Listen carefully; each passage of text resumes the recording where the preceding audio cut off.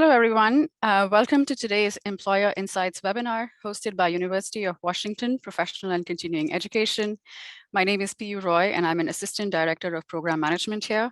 We here at PCE offer part-time certificate programs, short courses, boot camps, and professional master's degree for professionals who are working full-time in a variety of fields. The series was created to get a closer look at Seattle area employers. Today, we're going to hear from our friends at Amazon HR. Before I welcome the panel, a few housekeeping rules. There's the Q&A section.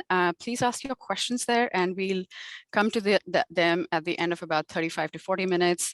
If there is a question that is similar to a question you want to ask, please like it, and we'll answer the ones which are at the top first. The recording for this session will be sent to everybody who's RSVP'd. Although if there's something in the Q&A, please make a note of it, and we'll try and add links and stuff to that, and also to the slides that we send out later. With that, I want to introduce you to Kristen, who is a senior recruiter at People Experience and Technology. Take it away, Kristen. Awesome, thank you so much. Flag me down if there's any audio issues or if I'm rambling. I'll be our moderator, but I'm a little out of practice, so feel free. I'm open to feedback at any point. But yeah, as Piyu said, my name is Kristen Godbout. I'm a senior client lead recruiter with Amazon. So I'm on our what we call PXT team, which stands for People Experience and Technology. It's really just Amazon's fancier way of saying HR. So my main job as a client lead recruiter is helping close HR specific candidates. So that is the role that I play for my client groups. With that, I would love to introduce my fellow panelists. We've got Rainier and Lauren, also from Amazon. So I'd love for you both to introduce yourselves, just share a little bit of background in your current role specifically to start. But Rainier, how about you go first? Sure. No, thanks, University of Washington, for having us. Really great pleasure and honor to be on this. But yeah, a little bit about myself. As you can hear from my funny accent, I'm not from here, I'm from the Netherlands. And that's where my career started. I graduated there and had a major in HR. So my whole almost 25 years in HR, or in professional career has been in HR. And it's really been in a variety of roles, in regional roles, in functional roles, supporting P&Ls, and also doing specialist roles, whether it's in talent management or focusing on benefits. And that's sort of throughout my career. Spent a lot of time with GE, but 4 years ago I joined Amazon and started in AWS. After that I was in Amazon Air. And now since April this year, I'm actually in a devices business where I'm the HR leader for the devices, services and software group, which is about a 5,000 person organization, which is globally dispersed. And I'm based out of Seattle. Thank you. Yeah, and Rainier is actually one of my clients, which is why I made him do. I didn't make him actually, but I asked him to do this with me. Yeah. So thank you so much, Rainier. Lauren, how about you? Yeah. Hey, I'm Lauren Stubble. I've been at Amazon about 5 years. I actually started from a recruiting role. I used to work at a law firm and then came to Amazon. Also started on the legal recruiting team and then moved in, did one of my favorite things that the company offers, which is the ability to transfer internally within the company and sort of explore different businesses and just get a sense for sort of what else is going on. There's so many unique businesses and like customers that we can touch. And so I was interested, I was interested in learning more about tech. I sort of had this legal background and a people spaces focus. And so I took a program manager role within Alexa just to understand kind of more about the business and where that was growing. And then from there, I heard about an opportunity that I'm excited to share with you more about today. It's a HR partner role within, I'm now on a US international consumer team, which just means I support employees who work on our international consumer businesses, but sit in the US and have just been writing that out for the last couple of years and having a lot of fun. So excited to dig into all this today. Thanks again for having us. Awesome, thank you. Yeah, cool. Well, I think what for everybody on the call, what the focus area for this is going to be is just kind of sharing information about like the different HR career paths at Amazon. Because there are like a lot. We'll all share some insight. Mine will mostly be with talent acquisition, although I have been an HR generalist with Amazon as well, so I can share a bit about that. But yeah, so essentially I'd love to kind of take turns and get some clarity on like your first role at Amazon versus where you are now. Because as Lauren mentioned, like one thing about the Amazon culture is, you know, movement is incredibly encouraged. It's very common. We all, you know, it's encouraged to just kind of figure out what your niche is, where you're happiest, kind of what you want to do, because there are a lot of pathways. So Rainier, if you wouldn't mind like speaking to your first role and kind of what brought you to the one that you're in now with Amazon. Yeah, sure. Yeah, so my first role was in AWS, which is our Amazon Web Services business, which I was attracted to for its high tech and fast growth that it was bringing. In AWS, we have a couple of pillars, if you want, and one of those pillars is the infrastructure business, and that was part of that infrastructure business. And that infrastructure business was really focusing on the project management of new data centers that we were developing. As you can imagine, to get the cloud, you need a lot of data centers. So the actual building of those, plus then the hardware that goes in there, I supported the team there. And then thirdly, had a team around that was a software focused team. And the fourth group was a group around chips. And that was actually a group that was acquired by Amazon. It's called Annapurna. It's an Israeli company. Super interesting to see how that have startup culture that they have and how we integrated them in Amazon. So I had 4 main clients that I supported there as a generalist. And so covering the full breadth of making sure we got people in, working with TA, had a talent acquisition team, think about talent management in the sense of like, how do we grow and develop our people in these teams? How do we retain them? How do we think about diversity, equity, and inclusion? So that whole full breadth of generalist work has been involved. And that was kind of my first role. And from there, I mentioned earlier, I went to Amazon Air, very different side of the house, which is more the operational side of the house. And that's again to the Christian's points, like that's the beauty of Amazon. There's such variety, and it also creates very different experiences, right? So they're a very different experience when we were growing fast on the Amazon Air side was like building out new sites, and when I say sites, it's mostly at airports, building out sort centers, but also building out our fleet. Amazon has a fleet of over 100 planes by now.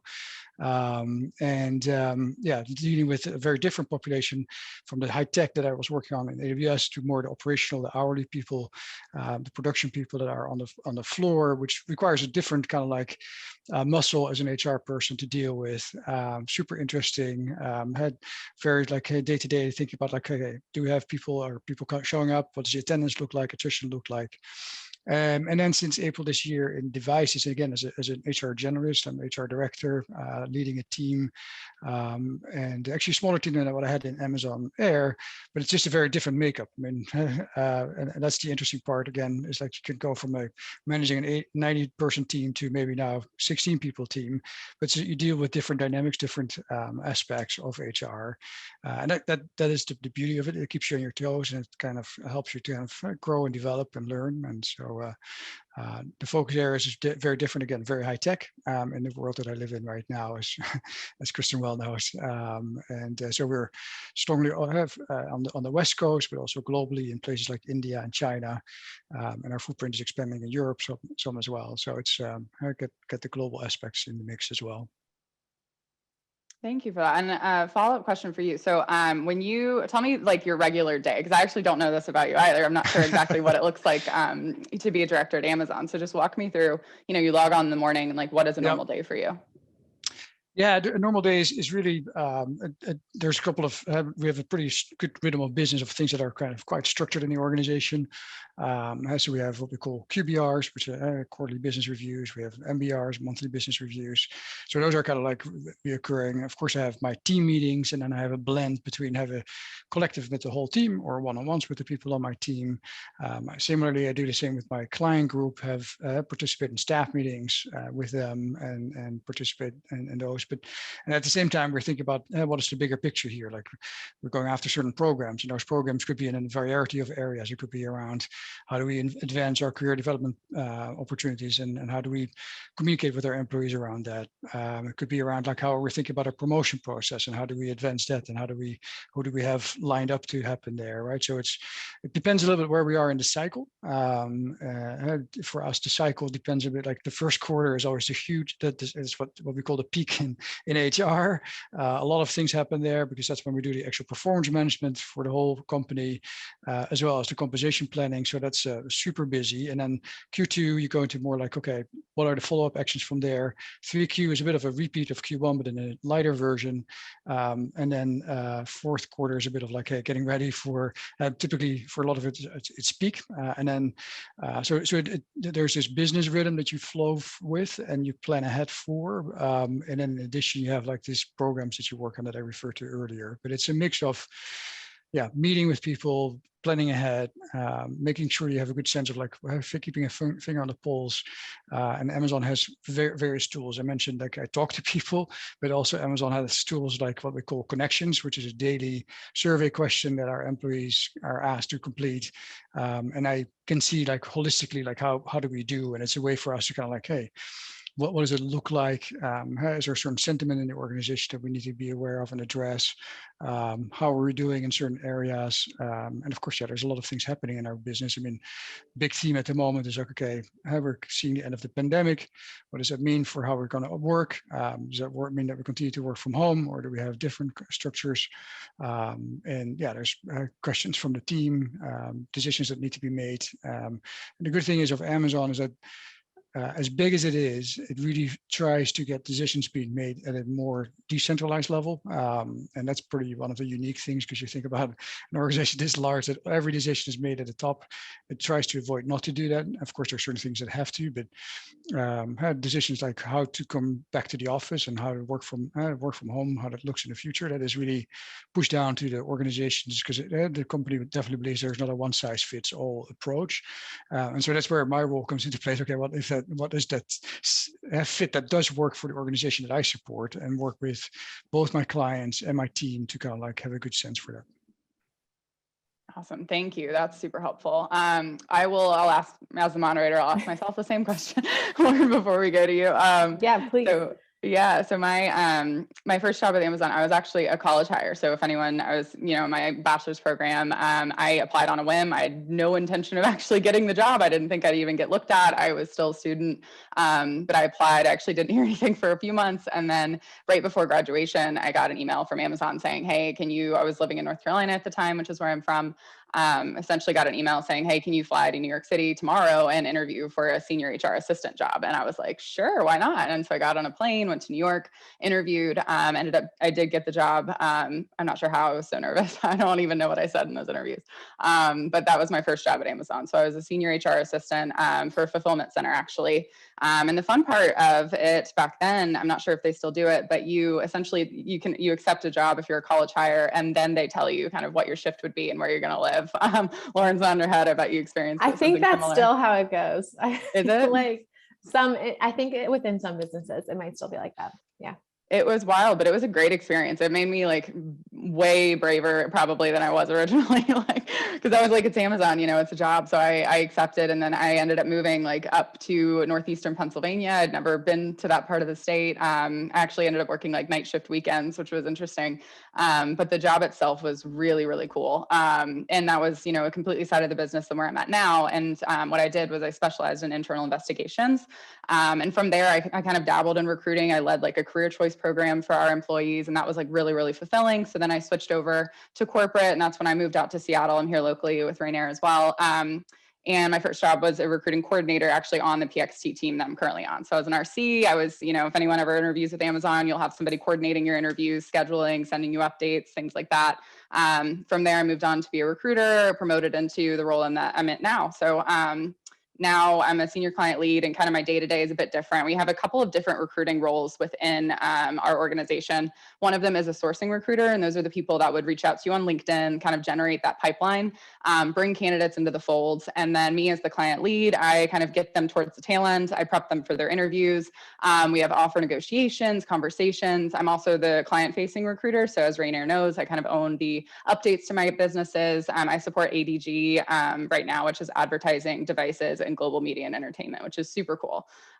So that is kind of my day-to-day. Is more like I do a lot of reporting. I track productivity for my sourcers, really just go over overall like trends, report back to my clients. Obviously I have tons of conversations with my candidates, which I love. That's one of my favorite things about recruiting, is it's very people facing. So it works for me. I'm extremely extroverted, if you can't tell. So that is kind of my space and my job. So Lauren, I would love to turn it over to you. Thank you. I also was trying to answer via the Q&A while this was going on, and I tried to say answer live because I thought that meant your answer right now is answering it live. So apologies to the moderators who are viewing this and like, stop doing what you're doing. But Kristen said the three, I'll just like flag it really quick. Kristen said sort of the three recruiting positions. The entry level is a recruiting coordinator.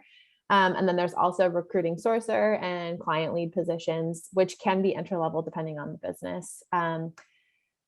We'll make sure that we share the link for our website. It's jobfinder.amazon.com though, and you can find all the open positions. It's a little overwhelming, and filter by location and region and specialty and things like that if we don't address what you're interested in today.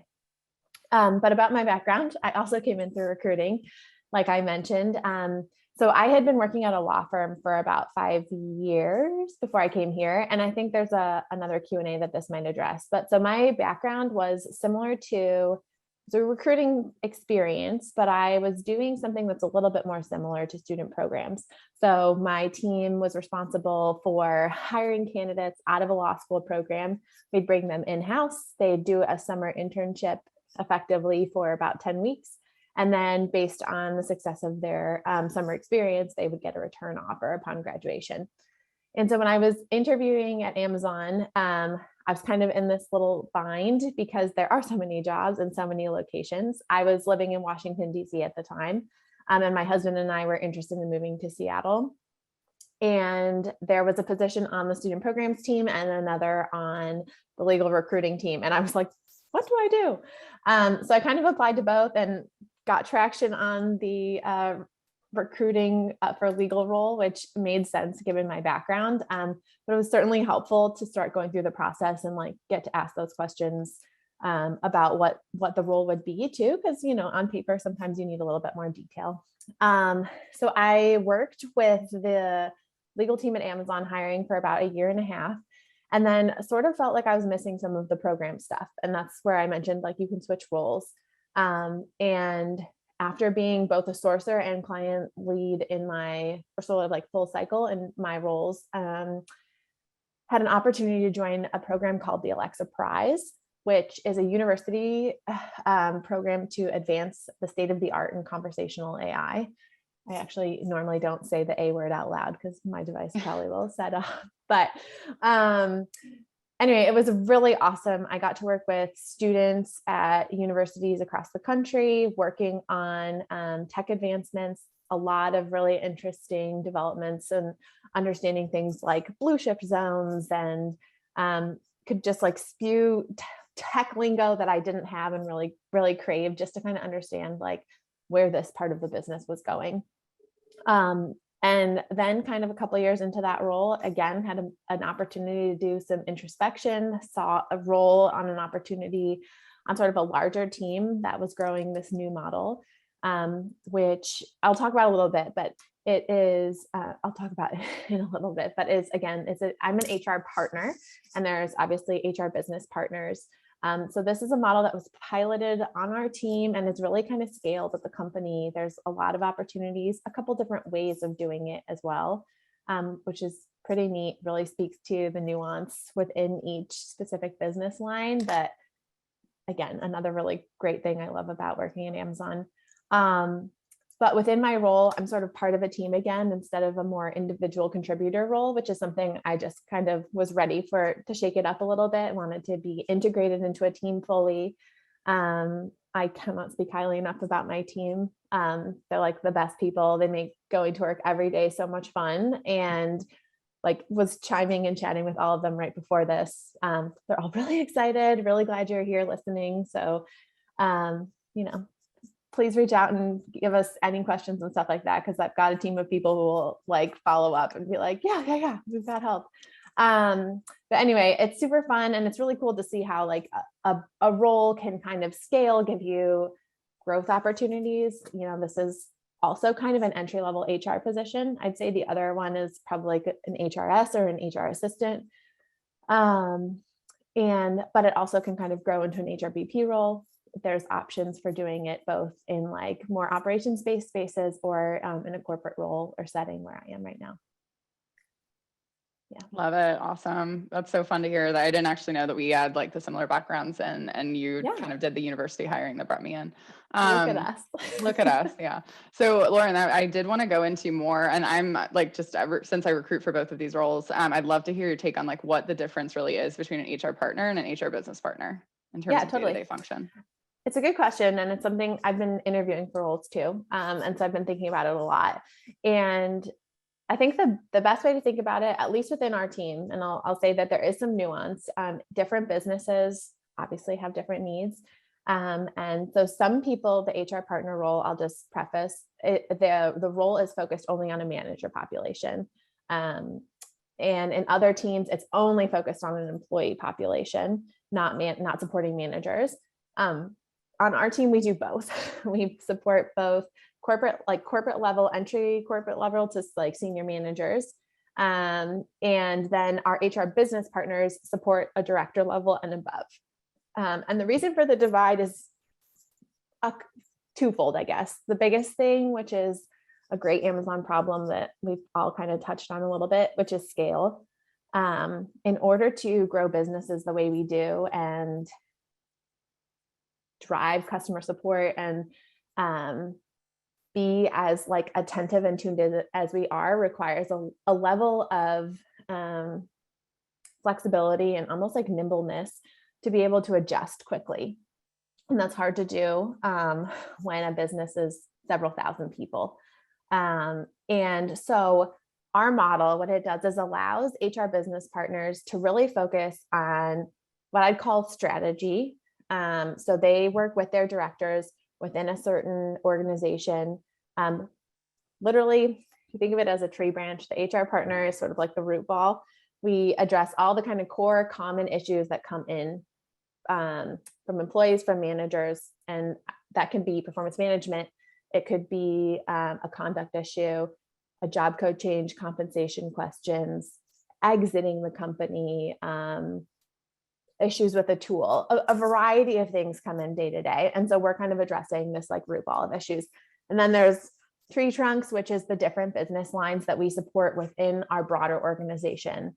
For us, it's a pretty cool reach. It includes things like books, so Kindle and Goodreads, but also like website facing things like search, the payments team, so how you make transactions. And there's offshoots within each of those branches based on the specialties of different managers and directors. And so HRBPs are aligned to managers within those sort of different branches and focus on the business level strategy, bringing in talent, emerging markets where we're going to land. And we get to sort of focus on the day-to-day employee experience. They're my true customer. And my goal is to make their day super successful, as frustration-free as possible. And sometimes it's as simple as routing them to something that already exists as a resource. And sometimes it's diving into, a real HR issue. Got it. That's super helpful. Rainier, I know you work with both HR partners and HRBPs fairly often, obviously. So I'd love to, do you have anything to add to that in terms of the differences? Yeah, no, Lauren explained it really well. It's interesting indeed, to the point that Lauren made, like you see the role, the HRP role being filled in differently in different organizations. And again, this goes back to the point I made earlier. Amazon takes this approach like, there's not a one size fits all. It depends of the needs of the business, and those vary. So I've seen the HRP model actually in different stages and in different organizations. And actually, I've always been a big fan of the HRP model because I was the one who piloted it first in AWS because I was familiar with it, and I've always been a believer in it. Because I think it serves a purpose for multiple purpose kind of like solution in the sense of like, yes, it supports our more frontline managers better, our employees better. It also provides a better career path better for people like sometimes entry level HR candidates that come in. It's a great way to really understand like what is happening at the front end, how is all the sausage making happening, understand the policies, understand what is top of mind for employees and our managers as they deal with complicated, sometimes less complicated matters that they have to work through. So it's a big win for everybody, including for the HR business partners who now can sort of like leave that piece of the scope that initially was in their scope, leave it over to the HRPs and focus on things that really we want them to focus on, which is sometimes less transactional and more focused on like the direct client support of like the bigger picture things and the strategic things that they need to drive. Think about their org health at a larger scale, rather. So the distinction is really about like the support of individuals versus the support of the organizational level. I think that's the simplest way to think about it, is that the HRP sort of like works at the individual level, HRBP works more at the organizational level. But yeah, big support, and I was glad that we started to introduce it in Amazon, because I saw it kind of like evolve, and I'm glad we continue to evolve, because I think we still have continuous room for improvement. Yeah, we wouldn't want to live without it now anymore. Love it. Awesome. I was going to +1 you, but I didn't know how to do it. I know we're also unfamiliar with Zoom. We always use Amazon Chime, if anyone is familiar with that. But no, that's super helpful. I think it's just good to get clarity. Just so everyone knows, Amazon's a really flat organization. This is what I tell candidates all the time. Like, we are not very title focused. So if you're ever confused by our titling, we completely understand. Please ask your recruiters. Like, we've got you. We will let you know where this falls within the company. With the HR roles that Rainier and Lauren participate in and the ones I recruit for, I would say, like, generally, again, this is very like high level overview, but in terms of entry level, we've got like HR partners, a little bit, but I would say those do require a bit more experience. I would say true entry level would be like a senior HR assistant or an HR specialist, something along those lines. Just pay close attention when you're browsing for jobs. What is a basic qualification versus preferred? That's going to be a really easy indicator of where kind of where this is on the career journey of HR. So I would think beyond that, once you get a little bit more senior, it is that HR partner. I think we have senior HR partners too, which is really cool. Obviously HR business partner, senior HR business partner, principal HR business partner, senior HR manager, and then we go to executive, which is director and VP. So that's just kind of like the overall like opportunities with HR. On the recruiting side, recruiting coordinator is entry level, and then we have sourcing recruiter. We do a full life cycle recruiters who kind of handle end to end the entire candidate experience. Past that, we do have senior client lead recruiters, recruiting managers. You can also, if you don't want to be a people manager, the cool thing is there is a path forward to just be like a, kind of recruiting SME. So it's like a principal recruiter, still an individual contributor, but somebody who's able to keep progressing in the company without having to lead a team. And yeah, just either path forward just goes all the way up, and there's so much room for progression and opportunity. So I love that about either side of the HR line at Amazon. One of the common things when we kind of put together this event that Joe and P wanted us to chat through is kind of ambiguity at Amazon. I think that's a phrase that I get asked about a lot from candidates, is like what that really means. So I'd love for us to talk a little bit about like how ambiguity like impacts our jobs and our day-to-day. So Rainier, if you wanted to start with that.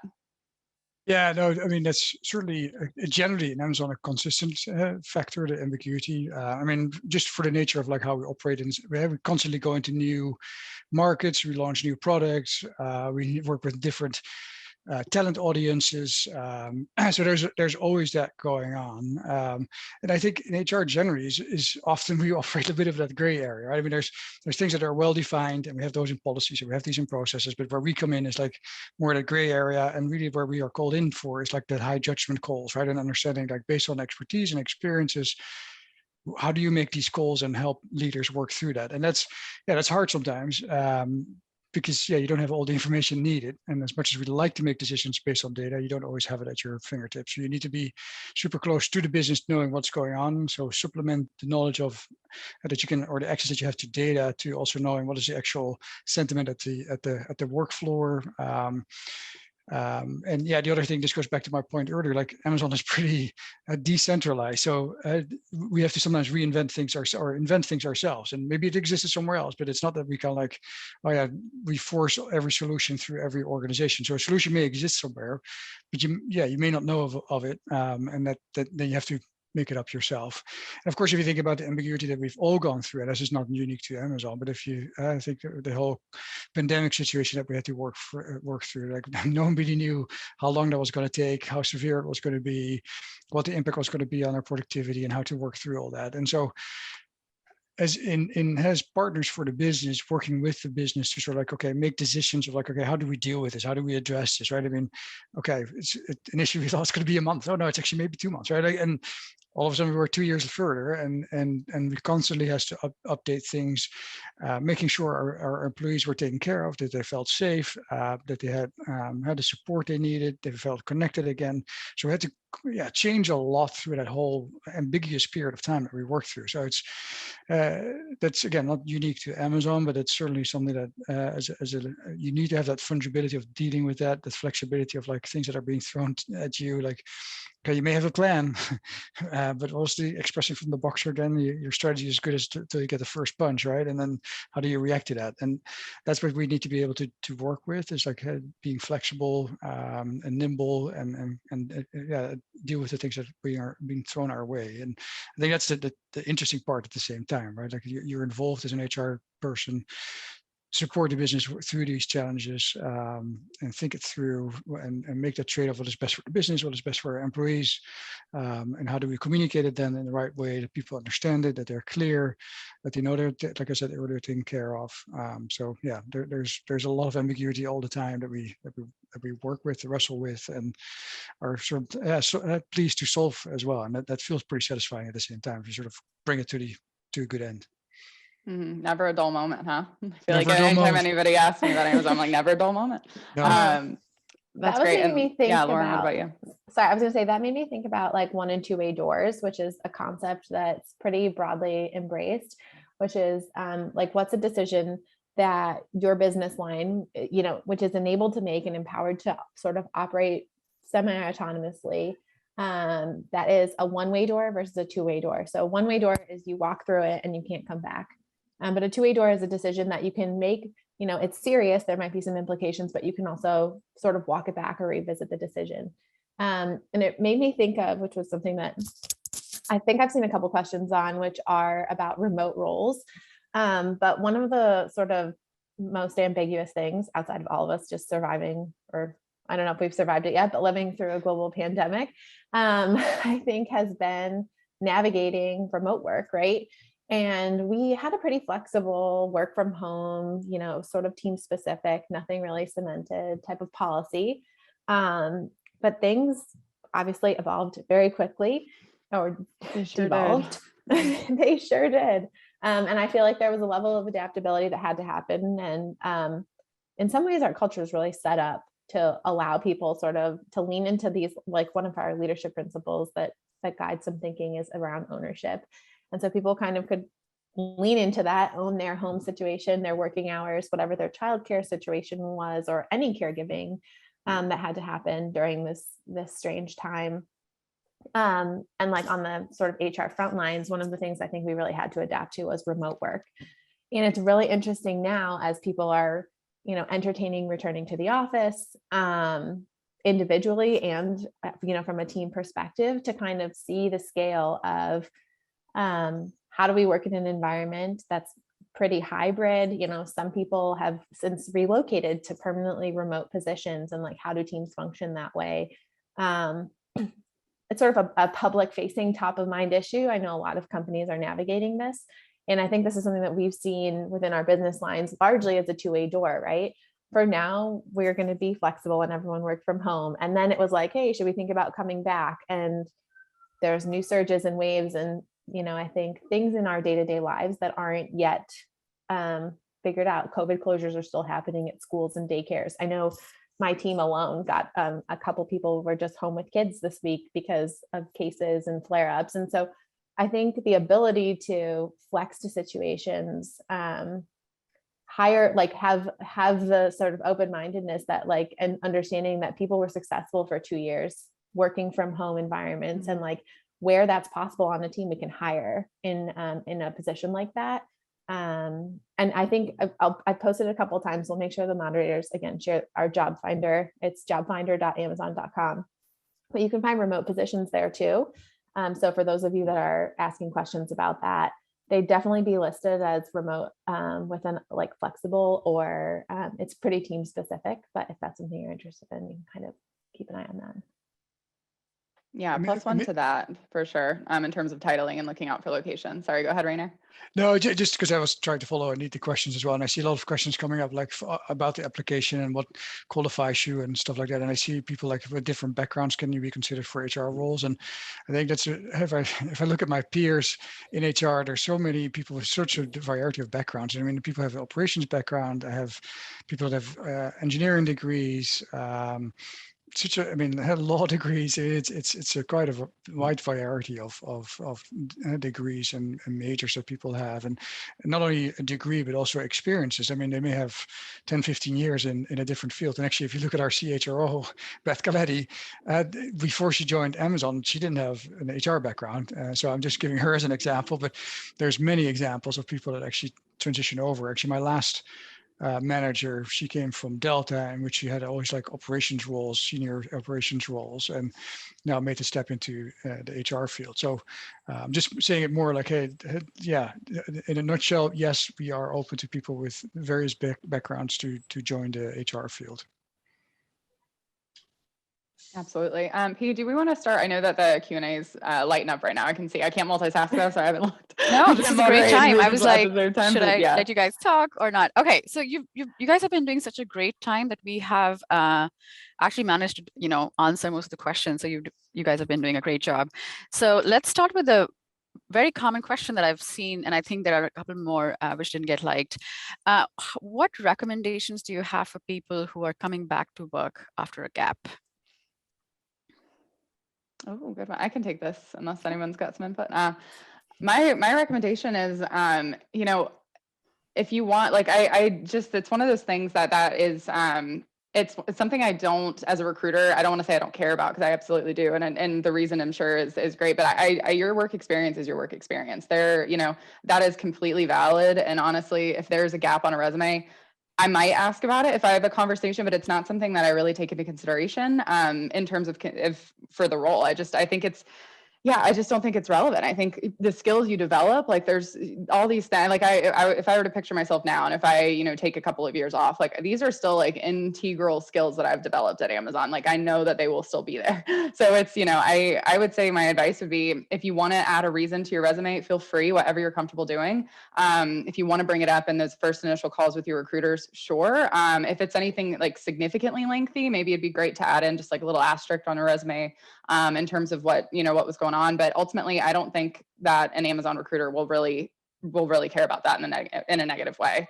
Like I said, your experience is your experience, and we'll value that no matter how long it's been. Great. Rainier and Lauren, did you want to add anything to that? Okay. Well, to use an Amazon plus one, as we say in Amazon, like some sort of affiliate agreement. Yeah, I mean, we've evolved, right? I mean, if you would have asked this question maybe 10 years ago or 15 years ago, would have been a very maybe a different answer. But yeah, I mean, we definitely recognize that this is not very common nowadays, actually. That's great. I love to hear about evolution wherever it happens, Okay, so this is I've never seen this question before. So how is the hiring process in the US different? And I'm asking this question differently because I saw a separate question similar to this. Is there a difference for international students? And is the hiring process internationally different than it is in the US? Ooh, Rainer, you might have some insight here, but we're region specific. So I'm just North America. That is my remit. I do have colleagues that are based in the UK primarily that take care of other regions outside of the US and Canada. So in terms of, but from what I've found, I've talked to candidates that have interviewed elsewhere and moved to the US. From what I've found, it's pretty consistent. I think overall, we try to keep a really regulated experience just to make sure that we are, equitable across all of Canada, all candidates that we consider. So I'm pretty sure it's fairly similar. I know there are things like policies and, online assessments that can't be used universally, but I can walk through like the US-based interview experience, which is typically like 1 to 2 phone interviews. And then the final round of like those, what we used to call like on-site interviews, they're all virtual now, but it's typically about 5 total interviews that last about 60 minutes each. The interview portion should only be about 45 to 50 minutes, and there'll be time for the candidates to ask interviewers questions at the end. So that's the US-based interview experience. And I know it's fairly similar, but I don't know the particulars, unfortunately, just since that's not my focus area. That's great. So just follow up on that. Are international students handled differently? Was one of the part B of the questions. Yeah, and the like, yeah, go ahead. Sorry, Lauren, go ahead. Sorry, you go ahead, and then I'll pile on. Yeah, I was just gonna, well, yeah, I was just gonna ask a follow-up question. Like in this, like if they were to apply to, like if they were, international currently and applying to US-based roles, is that what I'm understanding? Well, I don't think it had that much detail, but I guess there are two ways of answer. Maybe they are international and applying to US-based roles, or they require visa sponsorship could be the other way to interpret that. Yeah, I would say in terms of handled differently, it's just taken into consideration, like if the roles do offer sponsorship, that would be the only difference there is that we would just have to be able to sponsor it for that particular role to consider them. But otherwise, I would say it's a pretty consistent process, as I mentioned. Lauren, you might have some extra context, so I'll let you take over. Yeah, well, not really on like what you'd consider for international, just the thought that I had was that our internal transfer policy is global. And so the hiring bar is consistent across teams and across the company, by seniority of position for a reason, because the objective, one of the great objectives or great opportunities of the company is to be able to move into another role, into the same role in another region. And so that includes global transfers. And there's certainly complexities, like Kristen mentioned, right? There's different global policies, different work visas that would have to be approved and things like that. But it's totally a perk of a global assignment or a global company. And I was going to say, one of my teammates just was placed on an assignment in Costa Rica for 1.5 years. So like these types of things happen. They have an opening again. That's cool. Yeah, it's I know, totally, right? I like came back, I was on maternity leave and I came back and I was like, wait, we were all going to Costa Rica, I thought, or what? So anyway, you can work in Costa Rica. This is an option available to you. There's beaches on both sides of the country, as I understand. So like you get to choose. We were on a team call and they were like, well, I'm looking at the ocean, but this, the water, but this ocean. So I guess that's really to say there's a lot of flexibility, but also there is like a whole team of immigration specialists dedicated to help with the process. If it's a role that requires sponsorship, we just sort of weigh in and redirect people back to the right team, because sometimes they think HR can help, and it's such a nuanced space that we definitely lean on them. Thank you. Mm-hmm. Hopefully this is a quick question. Do you let candidates know if you're not continuing with them in a process? Absolutely. Yeah. So we have, Amazon has what we call a 2 and 5 day promise, which we've all probably heard that term. I live it every day. That's like one of my number one metrics that I holds not only myself, but my team accountable for. Essentially, after you have a formal phone interview with Amazon, we have a promise to you that we will get back to you within 2 business days. And then after the final rounds, there's like 5 consecutive interviews. We have a promise that we'll get back to you with the outcome within 5 business days. Again, like we always have room for improvement, but that is our goal. And I would say generally we're able to meet our goal for that. So yeah, the expectation for recruiting at Amazon is that we get back to you no matter the outcome. So we'll let you know that you are moving forward, and we'll let you know the next steps on that. Or we'll let you know that you are not moving forward. Unfortunately, the company does have the policy that we can't provide specific feedback. So I like to call that out, where we absolutely will let you know we're not moving forward, but we aren't able to go into detail about that. Great. I've heard this question on a couple of different ways. So there are quite a few questions on people with nonprofit experience, which is very HR-like, according to some of these answers. And so how do they talk about their experience? How do they draw lines which are translatable into an Amazon job interview? And would that be, I would almost add that, would that be considered HR-like work and carry weight? Hey, Lauren, feel free if it's anything related to recruiting, I can jump in, but I want to. Yeah, no, happy to take that. Yeah, no, I mean, I think if you go back to what I described my role to be, I mean, some of that scope that I described, I think a lot of things could be similar in a nonprofit world as well, right? I mean, you need to take care of your employees, you need to support your managers, you need to think about the future of the organization, where it goes to, and making sure that your people strategy is aligned to that. So yeah, there's a lot of similarities. I mean, it's a different demographic makeup sometimes, it may be a different focus areas, but yeah, the cultures may be different sometimes. But yeah, that's not about good or bad. It's like what are your preferences in that case, right? And yeah, yeah, we definitely have people with backgrounds that are coming from the nonprofit sector. And back to the point earlier, we have people that actually take a step back and spend some work in Amazon for a while, work in a nonprofit for some time, and then come back to Amazon also, because they want to, from a pure passion and sort of more mission focused work that they want to do, that they want to contribute to, and do that sort of assignments for some time before coming back to the more business oriented world. Okay, thank you. I have a funny anecdote I'll add. I was reminded this week during an interview that I was talking to a candidate with sort of similar experience. It looked like they were at a big company, but they were sharing that the way the company worked, it was sort of more of a subsidiary. And so it was actually a smaller team, even though it was like a more recognized name. And they said, maybe there's 500 people. And I said, oh yeah, I started at Amazon on my first day with 500 people.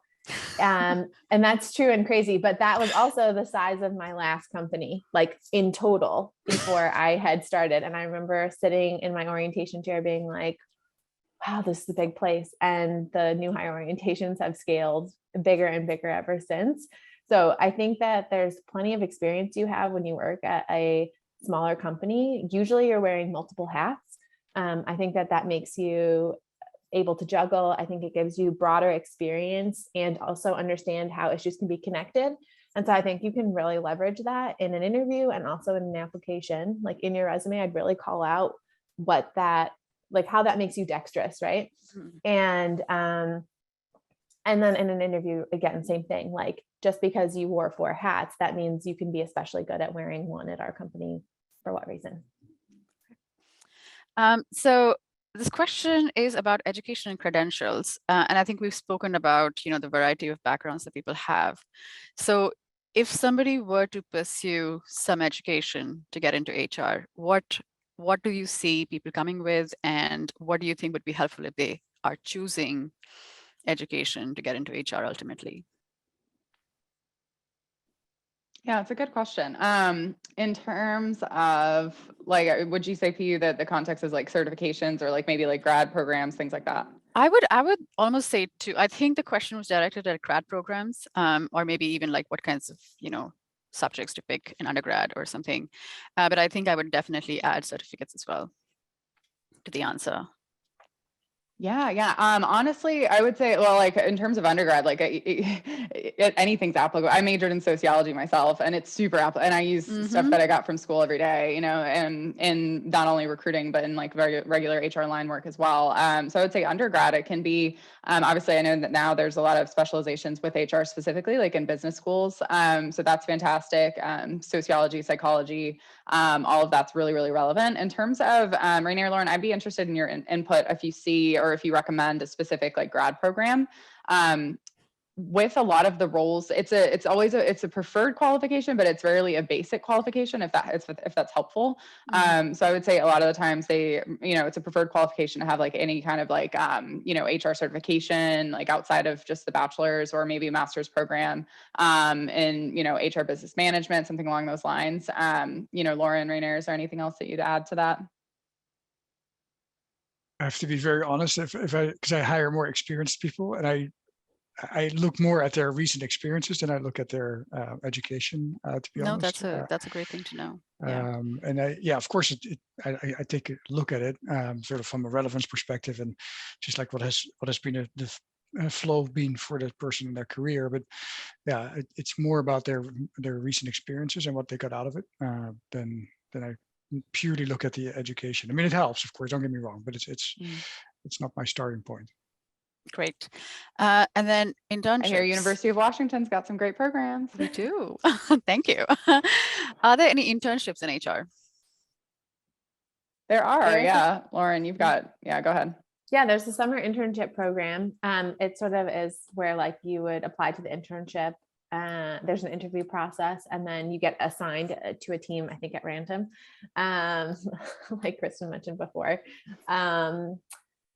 But it's certainly a possibility. I think it happens over the summer. The interns have already started for this year. Great. Yeah. I think this question comes up with Amazon often. How many Amazon jobs should a candidate apply for? How many is too many? Okay, I'll take a Kristen? stab at this. Yeah. So I think like honestly, I'm a very open-minded recruiter. I think in general, like a lot of us are. Because I feel like there's just so much that you get out of a candidate like later in the process. So the initial like preliminary screenings, like I'm not going to look at a candidate and not consider them because they've applied to like quote unquote too many positions or anything like that. There's just so much more context there to get from interviews. Like, so I'm a very big advocate of getting to the interview portion before we make a final determination on fit for job. I will say though, like the thing to look out, like what I look out for with that is if a candidate doesn't know what they truly want and is just applying to a lot of different kinds of jobs, different job codes, different areas, like, if I see like, software development engineer and then like HR generalist and then like all, programming, like all over all over the company in terms of focus areas, that would be a little bit of a flag just because I don't know what you want. Like at that point, like I'm not sure what you're interested in. And that's hard and then I also, depending on your background, you would likely be applying for jobs that you technically aren't qualified for. So I would definitely recommend just being intentional with the jobs you apply to. There's no particular magic number of too many or too little or anything like that. Just be intentional, like make sure it is something that if you got the call to interview for and you got the job, like it's something you'd want to do, like it's somewhere you see yourself going, and that you're qualified. Like check out the basic qualifications, make sure it's a good fit for both sides. And that's usually the general advice I provide. Great. Actually, I think I missed this question from before. Do you require college undergrad degrees? Oh, I think I answered that one. Oh, you did? Okay, great. Well, I might have just typed it, but I think it would be role specific. So you should check the basic qualifications for the role and the position coming in. Great. I love this question. So Amazon talks a lot about data focus. How does that apply in HR jobs? Ooh, I think we should all answer this. Yeah, I actually think you should all answer. I like this.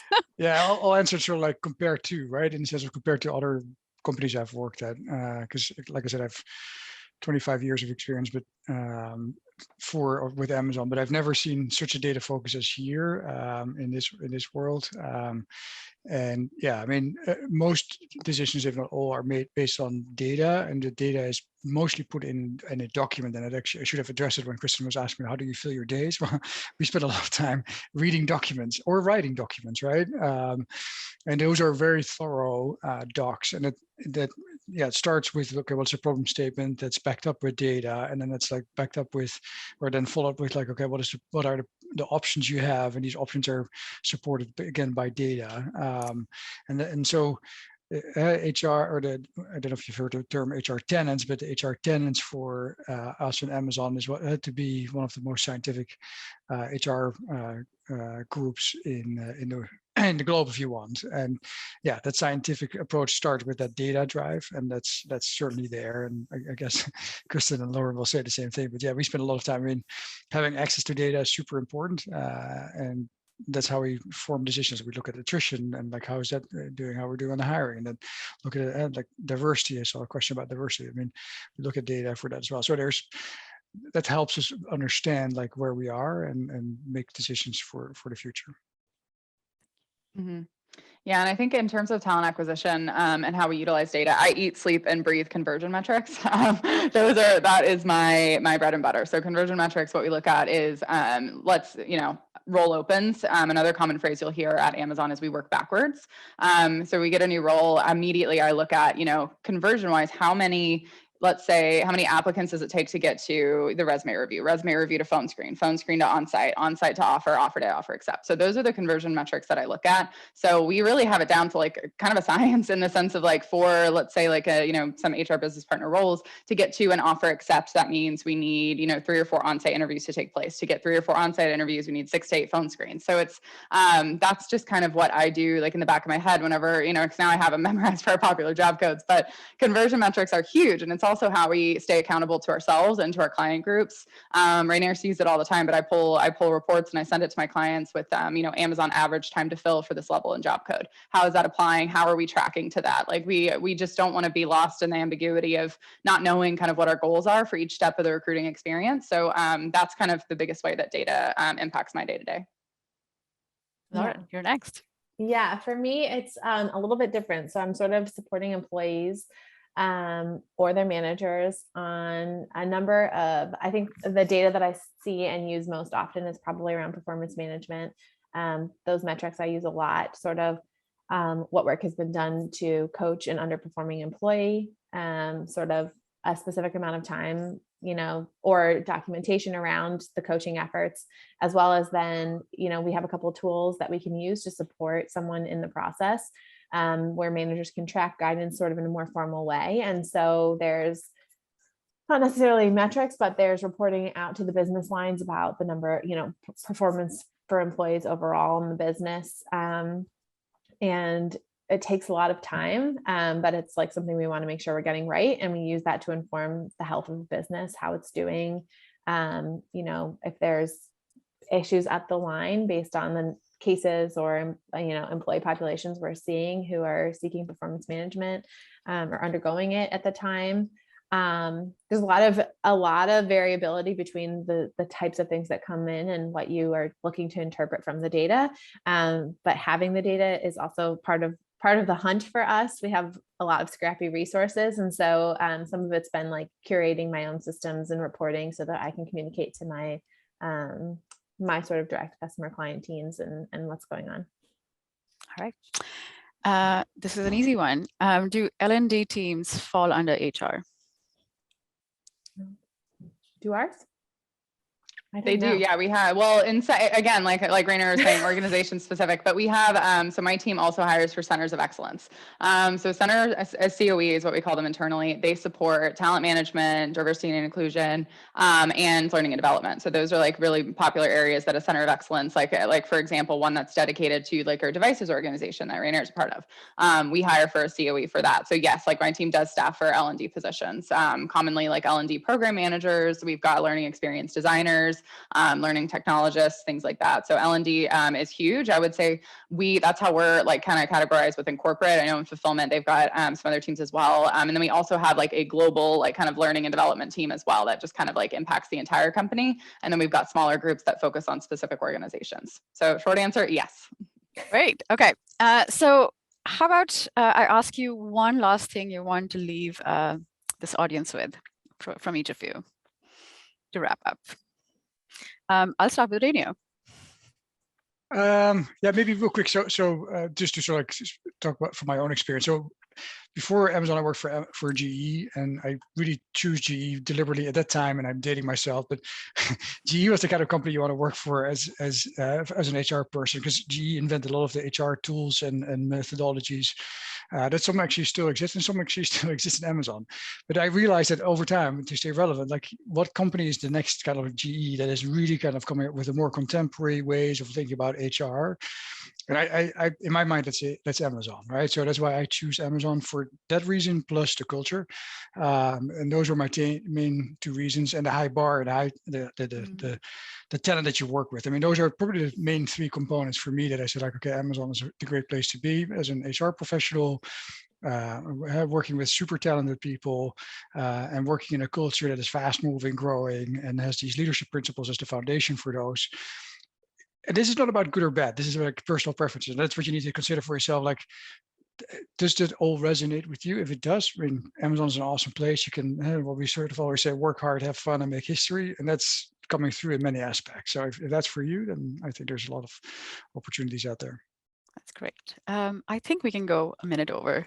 Do you have some closing comments, Kristen and Lauren?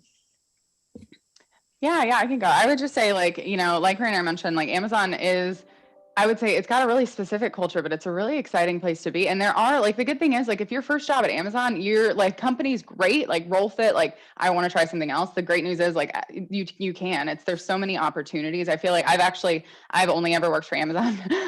So I'm a little bit biased, but I feel like I've had a really full, like, very, like, diverse career in terms of my focus areas, because yes, it's been one company, but I've had a lot of different focus areas and like different roles within the company. So I would just say, like, it's a great place to be. But like Rainer said, like, feel it out. When you're interviewing, one last thing I'll say is, like, make sure it's two-sided. Like, you interview the team, you interview like the culture and the company, like, make sure you feel good about it.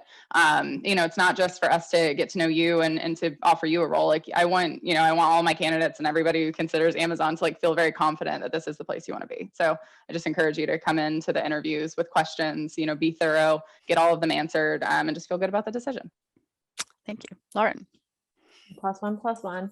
I'll throw one more, just like we have this, it's always day one mentality. And I will, on the record, since this is recorded, say that sometimes I get frustrated by it, particularly in HR systems where like having a process would be really great, right? It would be really great to have the next step figured out. But I think that there's an incredible challenge that comes from thinking in a way where like there are endless possibilities. And so I'd say beyond, take this conversation, consider Amazon again and it's fit for you, but also hopefully there's some nuggets here that help inform, good interview practices and things to think about when you're considering a company or a business to work for that, help drive that thinking that like, it's the next day one of your career. Thank you. Well, I want to thank all three of you for being here for a great session. And I learned a lot, and I'm sure everybody who's interested in HR roles learned a lot as well. So this recording, along with a splash page to contact HR, will be provided in the RSVP to everybody who RSVP'd, and we'll give you the recording, we'll give you contact information, we'll give you a link to that splash page. And there are more Employer Insight events at the same place that you, registered for this event. Please go check it out. And again, thank you, panelists, for being here. Please come back. Thank you so much for having us. It was a pleasure. Yeah, Thank you nice for to do it. having us. Totally. Thank you.